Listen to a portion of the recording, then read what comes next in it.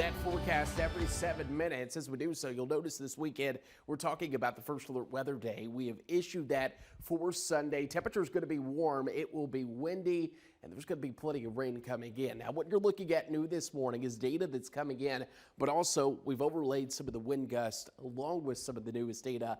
That way you can see when that wind begins to pick up. So notice even through Saturday, 20 to 30 mile per hour gusts start to become a little bit more common. We'll go into the overnight.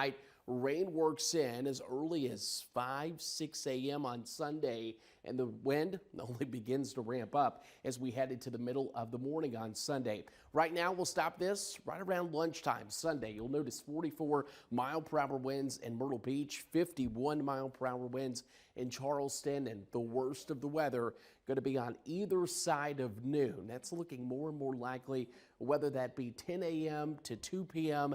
Somewhere in that vicinity is where I think the worst of this will be moving through. Low pressure, of course, will continue to track very quickly to the northeast, and you'll notice by Monday morning, a couple of light showers, still gusty winds, even when the rain has come to an end. So a lot of local impacts here, and we're still fine-tuning some of that this morning, but we're going to give it to you because we know it is Friday, where Sunday is approaching quickly, and many of you probably already getting ready for some of those weekend plans. Everyone this weekend should pick up on 2 to 4 inches of rain for Sunday. We're talking about plenty of rainfall coming through.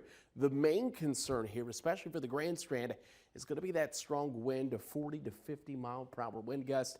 And there's going to be some locally higher gusts possible as we go into your forecast here. You'll notice we show you the timing once again just around sunrise Sunday. Winds already gusting 40 to 50 miles per hour. New data suggesting we could have a couple of gusts close to 60 along the beaches as we go into the middle of the morning on Sunday. That onshore wind will continue at least for the first half of Sunday, and then we'll start to see the backside of this system bring in some of the stronger wind gusts, talking 30 to 40 miles per hour. Even though it's offshore, we're still talking about some power outages and some wind damage across portions of the area, especially with the saturated ground. How about winds? Expected 45 mile per hour in Lake City, Florence, Marion, 50 mile per hour wind gusts along the Grand Strand.